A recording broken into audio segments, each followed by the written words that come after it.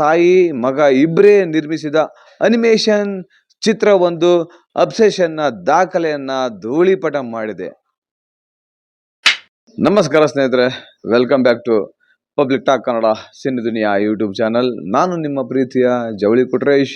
ಇದು ನಿಮ್ಮದೇ channel, cine ಪ್ರೇಮಿಗಳ ಚಾನಲ್, ಸಿನಿ ರಸಿಕರ ಚಾನಲ್, ಅದುವೇ public talk Kannada cine Duniya YouTube channel.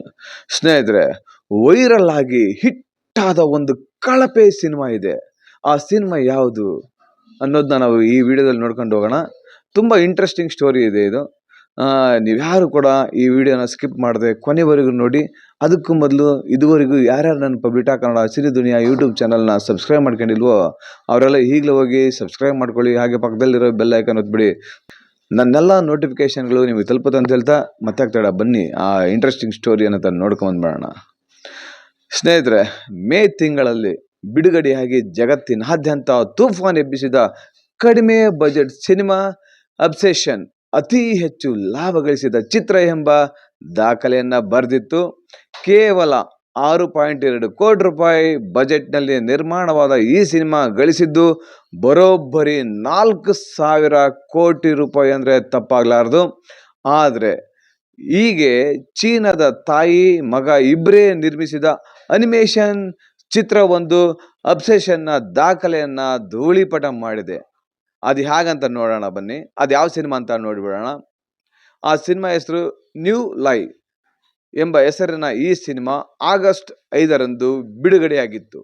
ಈ ಸಿನಿಮಾ 86 ನಿಮಿಷಗಳ ಅನಿಮೇಷನ್ ಸಿನಿಮಾವನ್ನು ಜಿನ್ ಎಬೆಂಗ್ ಮತ್ತು ಅವರ ತಾಯಿ ಸನ್ ಲಿಫಾಂಗ್ ಸುಮಾರು 5 ವರ್ಷಗಳ ಶ್ರಮದಲ್ಲಿ ಈ ಸಿನಿಮಾವನ್ನು ತಯಾರಿಸಿದ್ರು.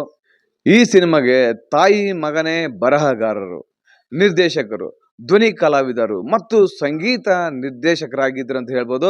ಹೆಚ್ಚೆಂದ್ರೆ 19,000 ರೂಪಾಯಿಯಲ್ಲಿ ನಿರ್ಮಾಣವಾದ ಈ ಸಿನಿಮಾ ಬಿಡುಗಡೆಯಾದ 9 ದಿನದಲ್ಲಿ ನೋಡಿದ್ದು ಕೇವಲ 236 ಜನ ಅಷ್ಟೇ. ನೀವು ಈ ಚಿತ್ರದ ಕ್ಲಿಪ್ಗಳನ್ನ ನೋಡಿದ್ರೆ ಚಿತ್ರ ನಿರ್ಮಾಪಕರ ಬದಲು ಚಿತ್ರ ವೀಕ್ಷಕರ ಮೇಲೆಯೇ ಕರುಣೆ ಉಕ್ಕಿ ಬರಬಹುದು. ಅಷ್ಟು ಚೆನ್ನಾಗಿರುವ ಸಿನಿಮಾ ಅದು.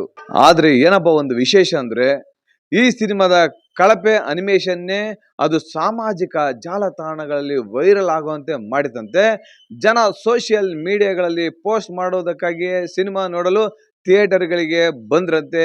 ಅದರ ಪರಿಣಾಮವಾಗಿ ಸಿನಿಮಾ ಮನೆ ಮನೆ ಮಾತಾಯ್ತಂತೆ.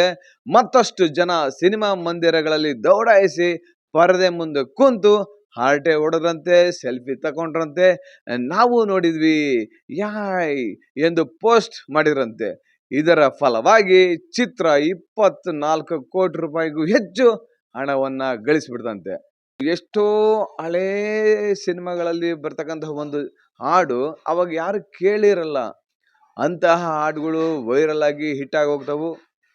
ಹಾಗೆ ಯಾವುದೋ ಒಂದು ಹಳೇ ಸಿನಿಮಾದ ಒಂದು ಡೈಲಾಗು ಈಗ ವೈರಲ್ ಆಗಿ ಎಲ್ಲರೂ ಕೂಡ ಸ್ಟೇಟಸ್ಸು, ಎಲ್ಲರೂ ಕೂಡ ರೀಲ್ಸ್ಗಳು ಎಲ್ಲ ಮಾಡಿ ವೈರಲ್ ಮಾಡಿಬಿಡ್ತಾರೆ. ಇದಕ್ಕೊಂದು ಉದಾಹರಣೆ ನೀವು ನೋಡಿರ್ಬೋದು. ಹೂವಿನ ಬಾಣದಂತೆ ಯಾರಿಗೂ ಕಾಣದಂತೆ ಅಂತೇಳಿ ಈ ಹಾಡು ಕೂಡ ಹಿಟ್ ಮಾಡಿಬಿಟ್ರು. ಹಾಗೆ ಇನ್ನೊಂದು ನೋಡಿದ್ರಿ ಉಪೇಂದ್ರ ಸಿನಿಮಾದು ಕರಿಮಣಿ ಮಾಲೀಕ ನಾನಲ್ಲ ಏನಿಲ್ಲ ಏನಿಲ್ಲ, ಈ ಸಾಂಗ್ ಕೂಡ ಸಿಕ್ಕಾಪಟ್ಟೆ ವೈರಲ್ ಆಗೋಯ್ತು.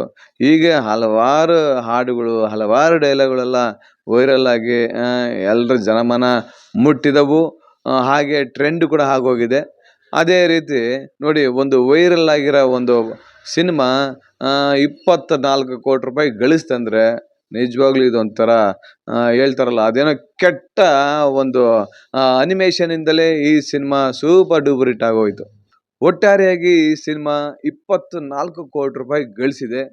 ಈ ಸಿನಿಮಾದಿಂದ ಮತ್ತೆ ತಾಯಿ ಮಗ ಇನ್ನೂ ಒಂದು ಅನಿಮೇಷನ್ ಸಿನಿಮಾ ಮಾಡೋದಕ್ಕೆ ಇದೊಂದು ಸಹಕಾರಿ ಆಗುತ್ತೆ.